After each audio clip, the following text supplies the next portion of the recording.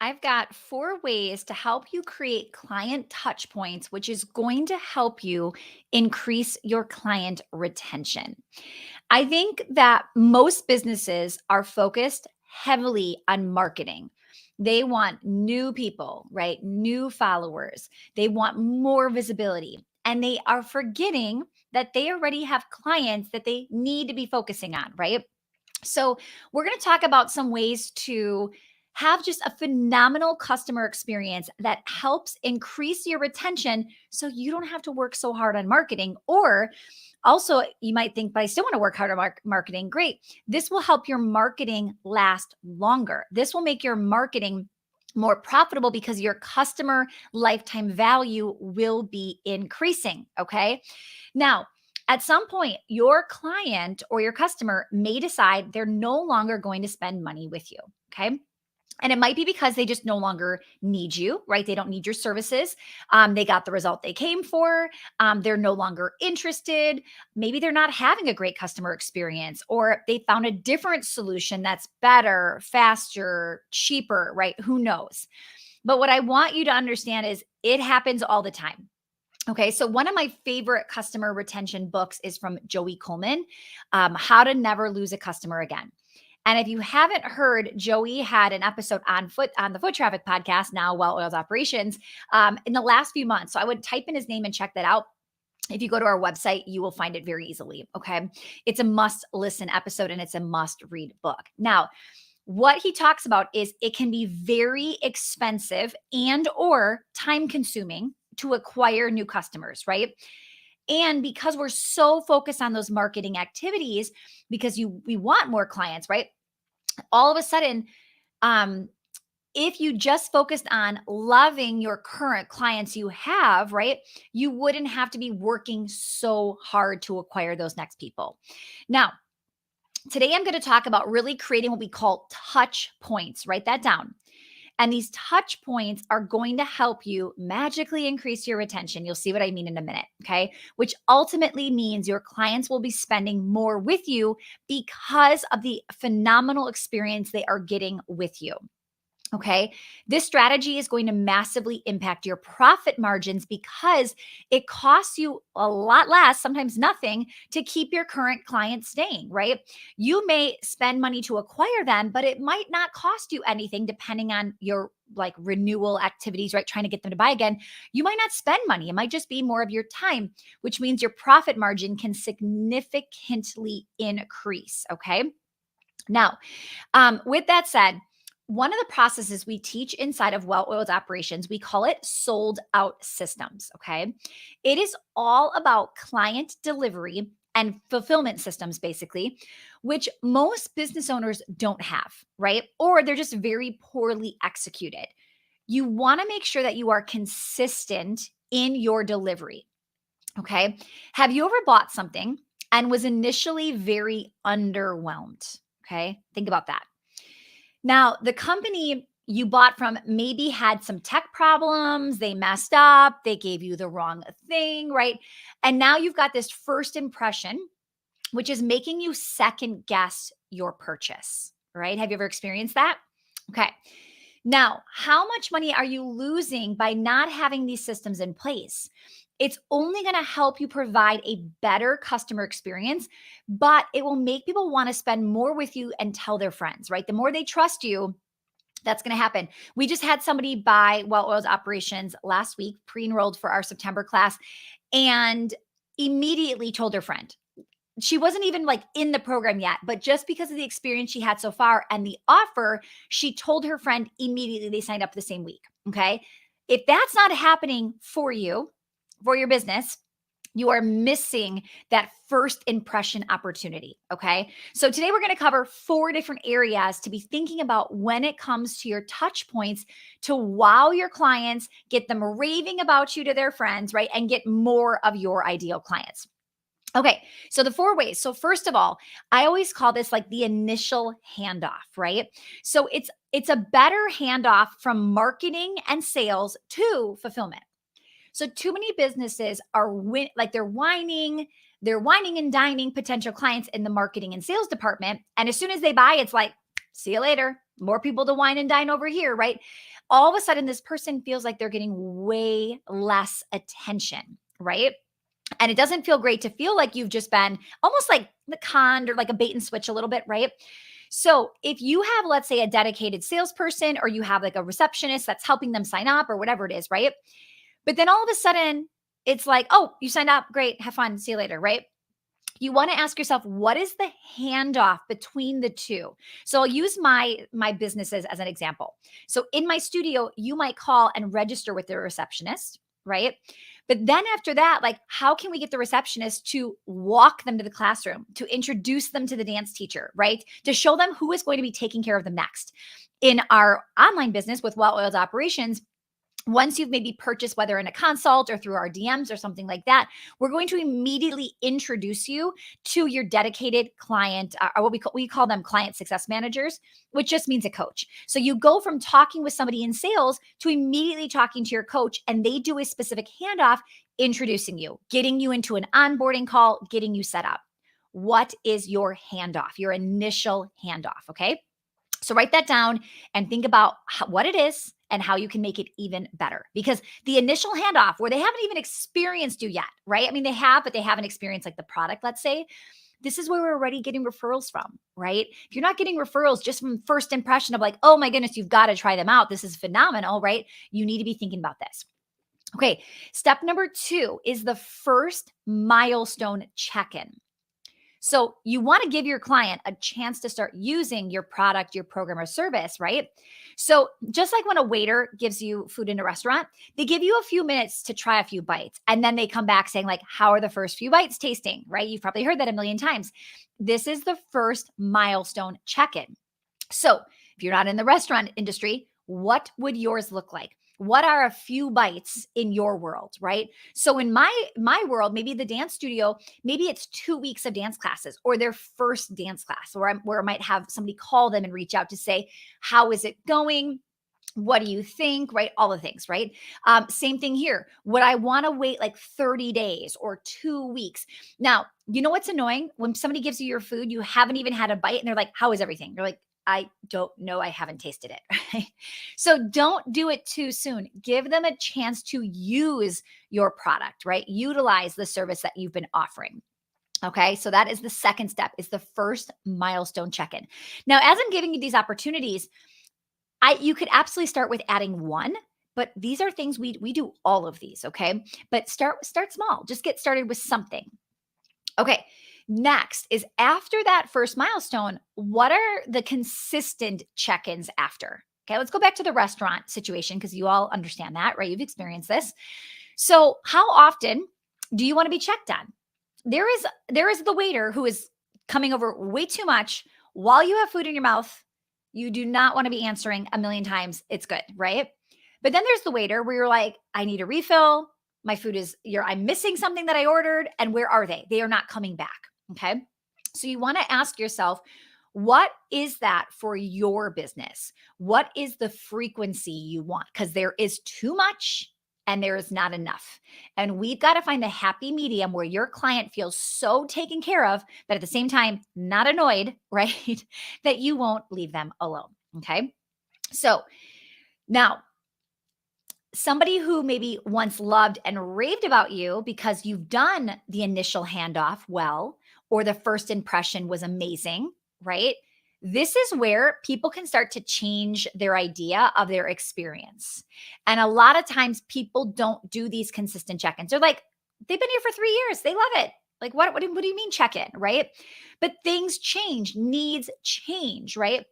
And you want to make sure that people are still loving it, especially the clients that have been with you for so long, because at some point they may outgrow you. They may outgrow your services, and checking in with them, you get to see what they still love and what they need, and what would make them want to stay.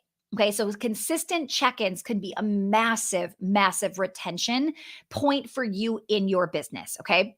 Now, this frequency will be different in every business, right? The restaurant, you're talking every few, maybe minutes, every 10 minutes. I don't know, right?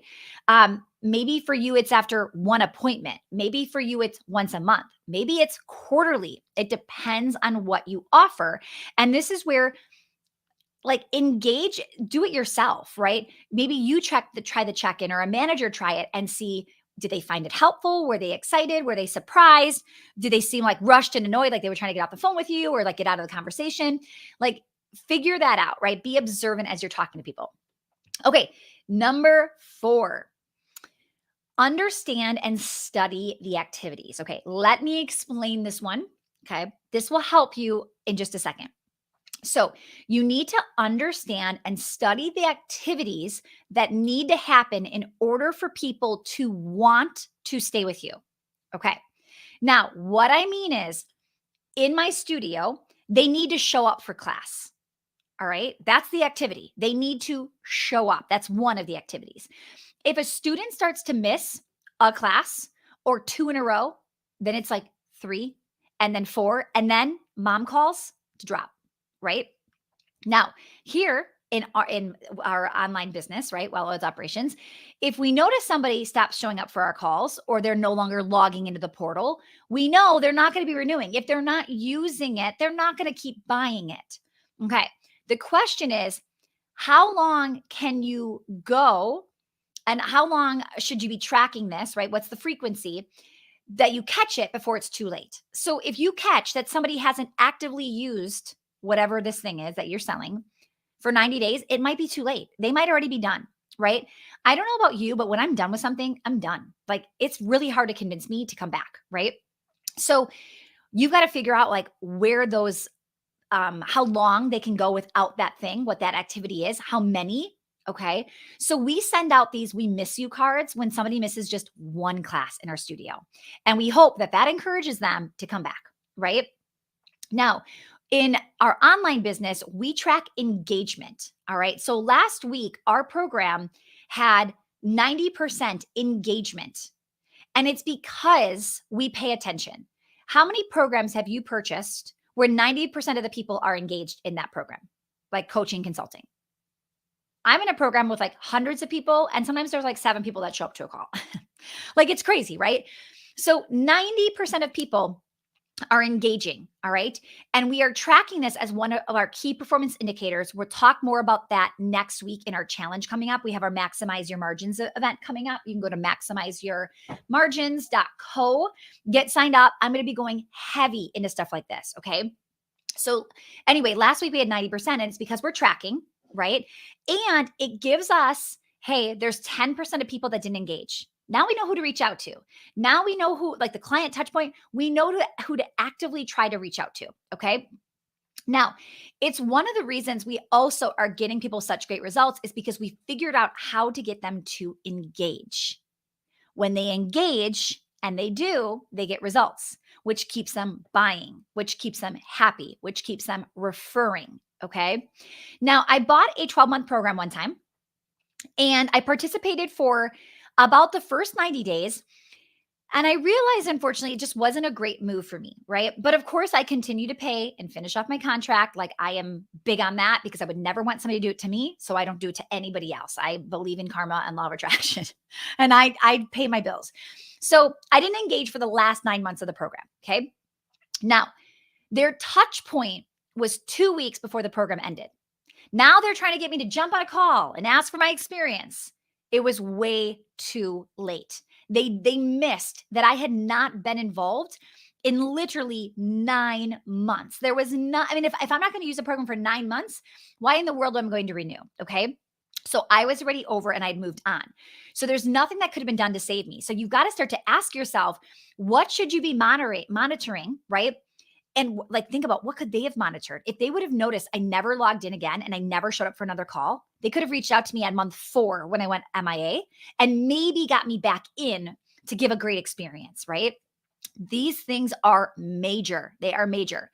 Now, if you are solely focused on your marketing, your social media, how to drive traffic, you are leaving money on the table. Okay.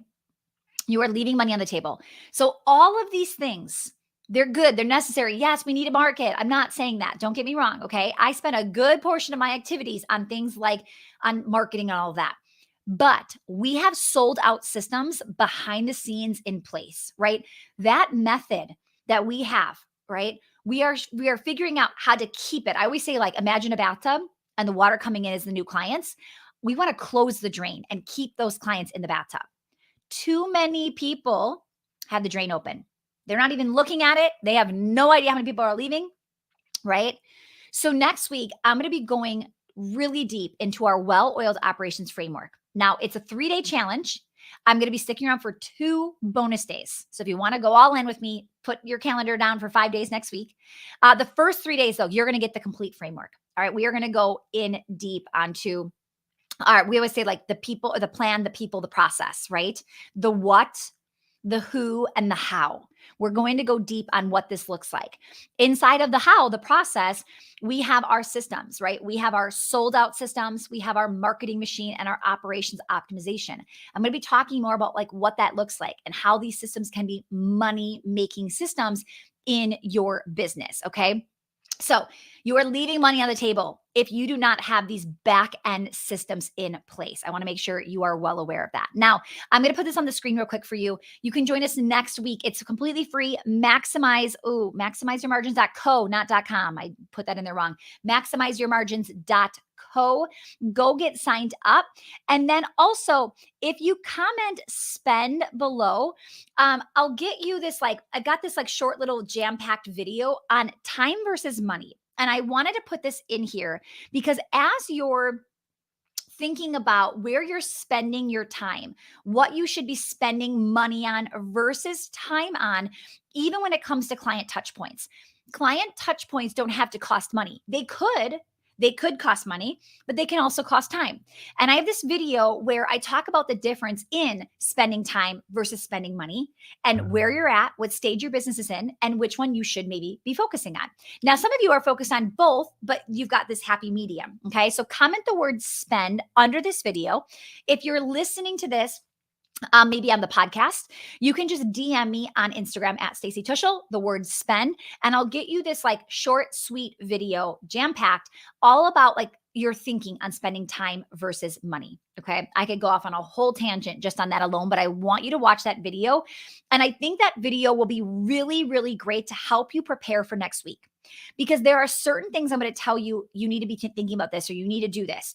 And I don't want the objection of, well, I don't have the money. Okay, great. Well, there's a way for you to spend your time and not spend your money, right? And save that and still get the effect of it, still get the impact of that strategy. Okay. If you're like, I don't have the time to do this, right? Well, then maybe you need to start spending the money, whether that's hiring, right? Bringing on a part-time VA, whatever it is. So I think this is going to be the perfect video to really get you prepped and ready so that next week will bust your own objection of, like, well, which one am I going to do? Because you have to do one or the other. You have to spend your time or you have to spend your money. You don't just get to say, well, I'm not going to spend either. Look at everybody out there right now running a business. They're either bootstrapping it, spending their time, or they've got their time pulled back in. They have a lot of luxury time, right, to do whatever they want, but they're spending money on team, on systems, etc. Okay. So watch that video, comment the word spend below. We'll get that over to you. And then I will see you Monday. We kick off Monday morning, maximizeyourmargins.co. When you sign up for that, you get all the details. You'll have an opportunity to sign up optional for text reminders. I recommend you do it. Why not just get one more reminder of, like, hey, we're live, let's do this. It's going to be basically talking about how to increase your profit margin while getting your time back. How can we get both done? Because you want both of those things, right? All right. Have a phenomenal rest of your week. Get ready. Monday is going to be a killer training. And I just keep telling people, give me one day and I will convince you to come back for day 2 and day 3. Don't even think I don't have 3 days. Just give me Monday. And after Monday, you will decide very quickly, this is the training you want to watch. All right. Talk to you soon. Bye, everyone.